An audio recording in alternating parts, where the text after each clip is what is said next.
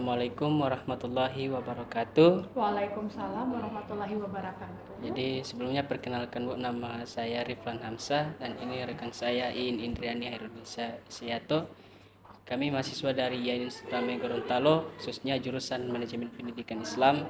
Di sini kami mendapatkan tugas dari salah satu mata kuliah, yakni evaluasi program pendidikan untuk melakukan observasi ataupun wawancara di salah satu sekolah terkait dengan implementasi kurikulum Merdeka Belajar. Dan saya kebetulan juga merupakan alumni dari SMA Dungalil ini, jadi saya memilih sekolah SMA Dungalil ini untuk saya lakukan observasi.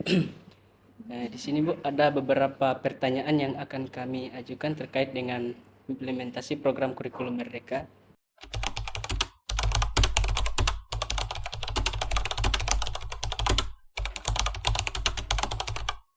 Ya, baik, terima kasih.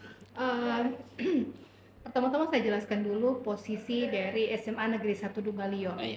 Nah, SMA 1 Dungalio itu adalah salah satu sekolah penggerak angkatan 2 di Provinsi Gorontalo.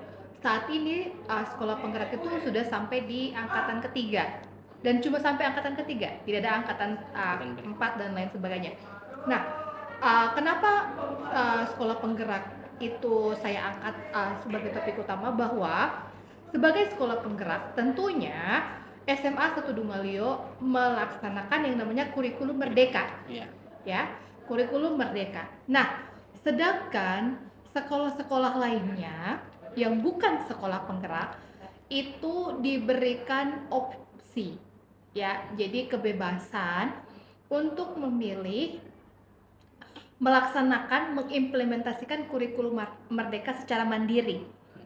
Jadi karena sekolah kami sekolah penggerak, kami harus menerapkan kurikulum merdeka dan kami mendapatkan pendampingan selama pelaksanaan tersebut. Pendampingan berupa pelatihan, kemudian juga semua guru-gurunya selalu dievaluasi bagaimana progresnya. Sedangkan sekolah lain yang bukan sekolah penggerak itu kan bebas memilih, menentukan posisinya, apakah mereka mau merdeka belajar, merdeka berubah, atau merdeka berbagi. Di kurikulum merdeka itu ada dua hal yang perbedaan yang sangat mencolok ya daripada kurikulum sebelumnya, di mana di kurikulum merdeka itu ada tiga hal penting. Yang pertama, kegiatan intrakurikuler, belajar dalam pembelajaran di kelas, kemudian kokurikuler dan ekstra. Nah, kalau kalian kan mungkin kenalnya intra ya, belajar di kelas, kemudian ada kegiatan ekstra, pramuka, OSIS, seperti itu. Nah, di kurikulum merdeka dia namanya kokurikuler. Itu diterapkan dalam pembelajaran project.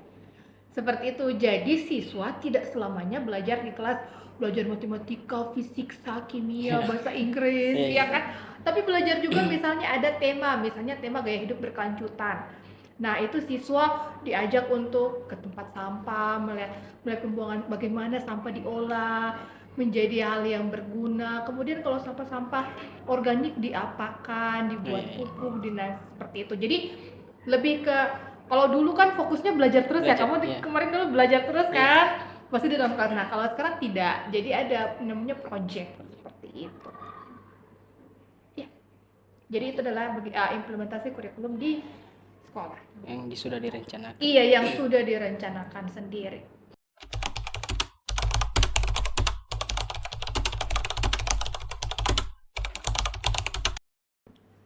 Sejauh ini kami ya seperti tadi, ada kegiatan intranya jalan, kemudian kokurikulernya jalan, project ya, kemudian juga ekstra kurikulernya juga jalan.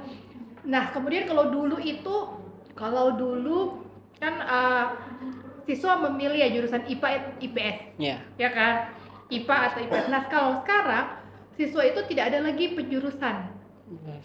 Tidak ada jurusan IPA IPS. Jadi kami siswa itu cuma ditanya kira-kira, kalau saya kasih angket, kemudian kamu memilih mau pelajaran apa yang kamu senangi. Jadi orang-orang yang sama pelajarannya akan kami buat dia satu kelas. Nah, yang belum terlaksana adalah seharusnya karena keterbatasan sarana prasarana, ruang kelasnya sedikit. Harusnya misalnya kita satu kelas 30 ya. Ya. Misalnya kita bertiga satu kelas. Nah, ketika jam pertama kita sama-sama belajar bahasa Indonesia. Ya. Ketika jam ke 1-2 kita bahasa Indonesia. 3-4 saya pilih bahasa Mandarin. Kalian pilih bahasa Arab ya. Saya ke kelas bahasa Mandarin, kalian ke kelas bahasa Arab. Seperti itu. Itu di kurikulum Merdeka itu seperti itu. Jadi siswa belajar sesuai minat mereka. Nah, jam ke-45 kita ketemu lagi belajar fisika. Atau kalau mungkin di jam ke-45 saya bertemu dengan kamu, kau beda sendiri lagi di kelasnya. Jadi tapi kami belum bisa karena keterbatasan. Pertama gedung, ya kan, sarana prasarana, kemudian juga sumber daya gurunya terbatas.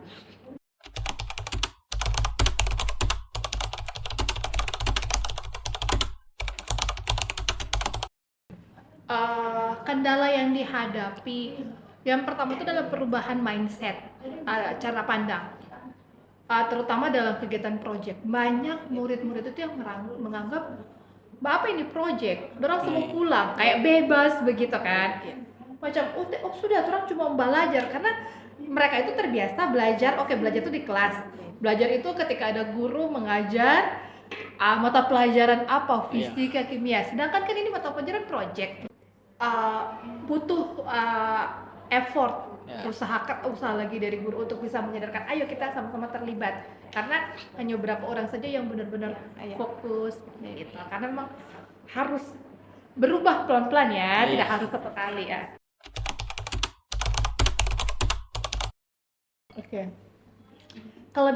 Kelebihan yang saya suka dari kurikulum Merdeka itu, dari kalau biasanya ya, sejak saya mengajar tuh saya sejak tahun 2010.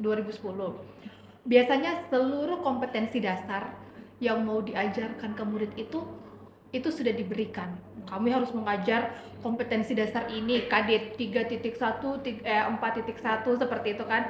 Ada pengetahuan keterampilan. Sedangkan di kurikulum Merdeka, saya itu bisa memilih untuk kira-kira bagaimana cara saya menentukan, tujuannya sudah ditentukan oleh pusat menentukan, muaranya semua kita ke arah Papua ya, tapi saya mau lewat jalur darat, mau lewat jalur langit, itu suka-suka saya. Jadi saya bebas menentukan, disesuaikan dengan nanti apa yang ada di daerah di sekitar saya. Kalau kekurangannya sih, kalau menurut saya sejauh ini, karena kurikulum Merdeka ini kan, kalau kami sekolah penggerak itu kami sangat mendapatkan banyak informasi ya, karena ada pendamping, ada fasilitator.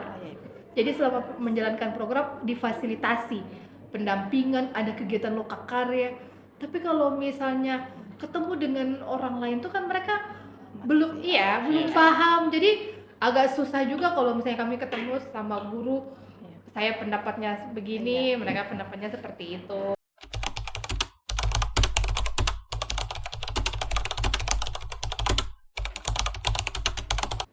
Semoga kedepannya semua informasi dari implementasi kurikulum Merdeka ini bisa tersampaikan dengan jelas ke semua sekolah ya. Iya, karena sejujurnya saya miris ya kalau melihat ada meme kayak banyak parodi yang guru kurikulum Merdeka, nah seolah-olah mengolok-olokkan kurikulum Merdeka. Tapi sebenarnya kurikulum Merdeka itu hakikatnya adalah pembelajaran yang benar-benar berpusat pada murid. Ya, jadi kebutuhan muridnya sampai di mana itu yang kita kejar. Jadi itu saya kami mengucapkan terima kasih kepada Ibu yang telah bersedia menjawab beberapa pertanyaan kami, dan di sini juga kami sudah mendapatkan banyak informasi terkait dengan Alhamdulillah, senang implementasi bisa kurikulum. berbagi ya.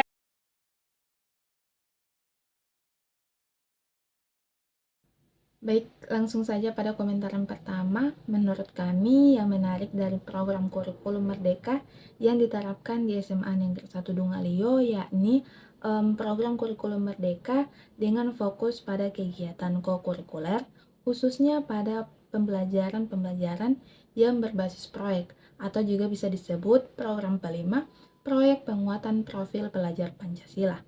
Ya, selanjutnya yang kedua yaitu kendala-kendala yang dihadapi oleh pihak sekolah dalam menerapkan kurikulum merdeka, yang mana sudah dijelaskan oleh Ibu Wakil Kepala Sekolah Bidang Kurikulum. Kendala-kendala yang dihadapi yaitu keterbatasan gedung atau ruang kelas, yang kedua ada keterbatasan sumber daya guru atau tenaga pengajar, dan yang ketiga kendala dalam menerapkan kurikulum merdeka di sekolah, yaitu perubahan mindset pada peserta didik itu sendiri, terutama dalam kegiatan yang berbasis proyek. Nah, para siswa mungkin hanya terbiasa belajar di dalam kelas dan perlu menyesuaikan diri secara perlahan dengan pendekatan pembelajaran yang lebih berbasis kepada proyek. Nah, kendala ini menunjukkan perlunya dukungan dan pengembangan strategi untuk membantu peserta didik itu sendiri beradaptasi secara perlahan dengan perubahan dalam kurikulum itu sendiri.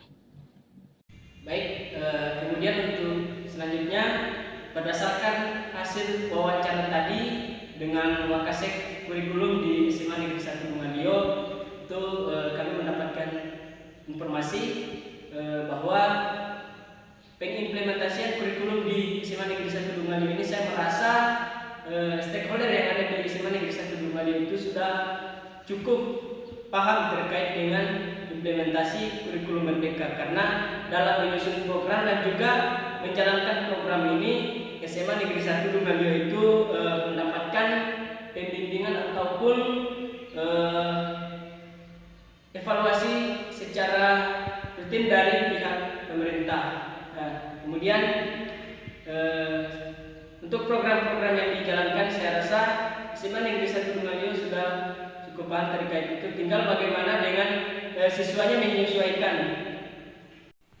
Kemudian yang terakhir terkait dengan evaluasi pemerintah terkait implementasi kurikulum merdeka di sekolah-sekolah, itu sebagaimana yang kita ketahui bahwa belum sepenuhnya 100% sekolah-sekolah itu menerapkan kurikulum merdeka. Nah, berdasarkan hasil wawancara kami di SMA Negeri 1 Dungalio itu terkait pengimplementasian kurikulum merdeka ini dalam menjalankan program, di mana yang sebagaimana yang telah disampaikan dalam wawancara tadi, untuk kelas itu di salah satu program itu bahwa kelas disesuaikan dengan pembelajarannya disesuaikan dengan minat siswa. Nah, akan tetapi dalam pembagian pembelajaran itu di SMA Negeri 1 Dungalio masih mengalami keterbatasan kelas ataupun ruangan. Namun ini tidak menjadi penghalang untuk berjalannya program-program kurikulum merdeka di SMA Negeri 1 Dungalio. Akan tetapi ini tentu dapat bisa menjadi salah satu tugas dari pemerintah untuk mengevaluasi hal-hal seperti ini di sekolah-sekolah.